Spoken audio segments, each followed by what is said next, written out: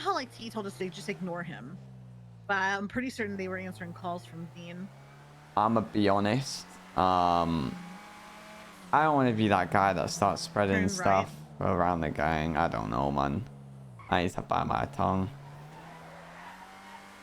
But the thing is, the way you feel might be also the way like other people feel too. The thing Really... is, like, I'm gonna say this and don't feel like I'm spreading it around the gang, and I'd like this to stay between us. I had some conversations with Patar yesterday morning before the meeting, and there was very much a switch up on energy.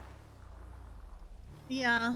And yeah, that's what I should can kind say. of tell. I can kind of tell. And I was telling because Steve and I were talking about it, and I was like, well, maybe like obviously like we all heard what Dean said about how like Qatar has a switch up of energy, right? And I was like, well, if you know, and Steve and I were like, well, what if he basically made these promises to Dean as like so that way Dean would stay in, you know, the program or whatever. Yeah. I was like, yeah, I was like, I get that, but like on the other hand, it's like if you did do it that way, so that way he would stay in the program, so he can have something to look forward to, like when he gets out. Why would you lie to the gang about it? Yeah. Another thing. I think that's what like basically. I'm sitting there trying. I'm trying to think of like all the other like all these other kind of like reasons as to maybe why he said the things that he said to Dean. The thing is, I just can't get over the fact that he lied to the gang. I'm gonna be honest. This is me being genuinely honest. I feel like Patar found it very hard to say bye to Dean forever. Regretted his decision of booting him out the gang when he did. And was trying to bring him back in. Obviously hadn't spoke to T, so didn't know T's energy. This was his way of bringing him back in with leaving him with a vest. But after he's seen T's energy, he's gone, oh yeah, I left him with a vest too. For memories. For memories to cover his tracks. But the thing is, he would never admit that. And there's been certain things that I've seen that make me believe in them line of events. Like, for example, him saying he was going to sell the house. And I asked him, I'll just tell you, like, please don't feel like I'm trying to star or paint a picture. This is me speaking out loud. Me thinking out loud, sorry. So I had a conversation with him yesterday morning before the meeting, because like I was going to bring up in the meeting, don't listen to Dean. He's bringing like he's coming up with rumors, because I was back in Patar's side. Like, obviously Patar won't want him back in the gang. So I asked Patar straight, like what's happening with Dean, and he basically said it's a me and Tommy thing. If people ask questions, shut it down and tell them to. I think it was his wording was to keep my hand out of other people's jar or something like that. Keep your hand out of someone else's jar. Like, basically mind your own business. Yeah. And I kind of like, it wasn't energy of, yeah, he's nothing to do with us. There was the energy of, let's speak to T and then me and him will decide. But he's making it seem like his intentions were to never bring him back, when I feel like I was lied to earlier, bro. I said to him at the block, how come Dean kept his house in front of everyone? And he was like, oh, I wanted him to sell it to a realtor. Oh no, that was definitely. And then I called his bluff and was like, Dean's a realtor, you know?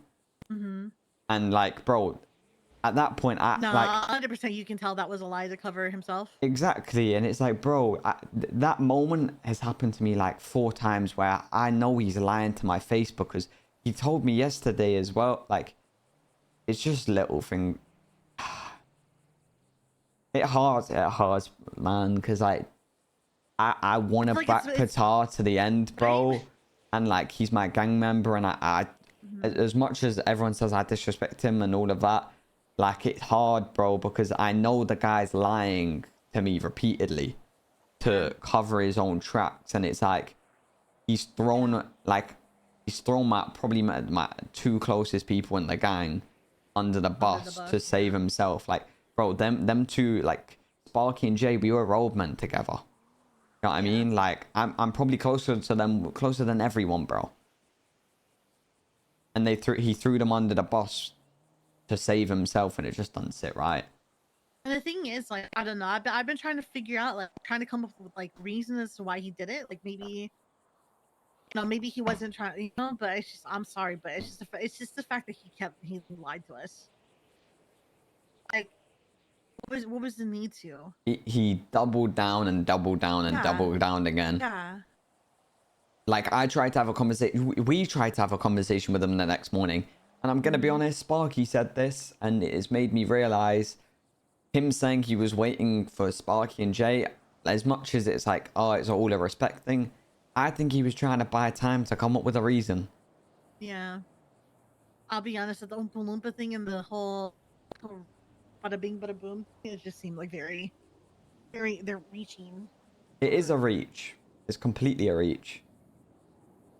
There's just so many events that he's in a deep hole. The reason why Steve and I told Steve, because I texted Steve, I was like, do you think T should know about like the phone calls and everything like that?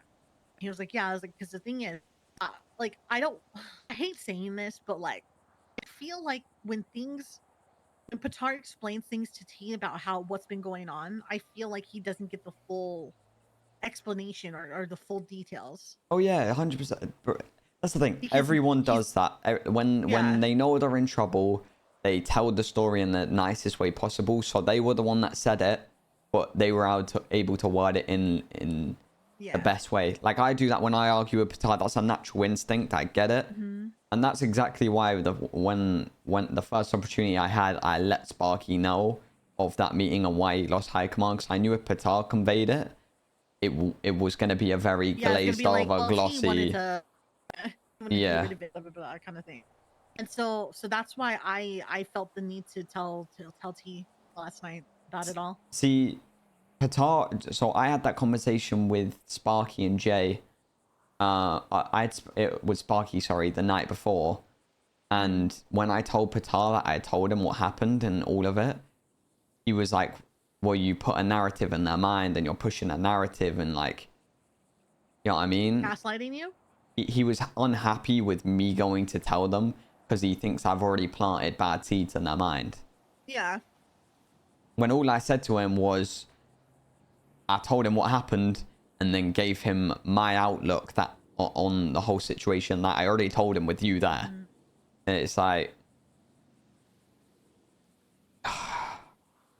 I don't know, man. It's so hard to, like, look at him in the same way. I feel like I already struggled with arguments with him. Like, it's been in like 4 pursuits. So. And it's made me realize. Wait, let me turn down radio. It's made me realize he's willing to go down and die with a lie. You know, like go down on the hill, like with the lie. Yeah. And it's like, how many arguments have I had with him where I've actually been right and I don't know. It just sucks that we can't trust him anymore. Yeah. Hey, Sparky. We Dan.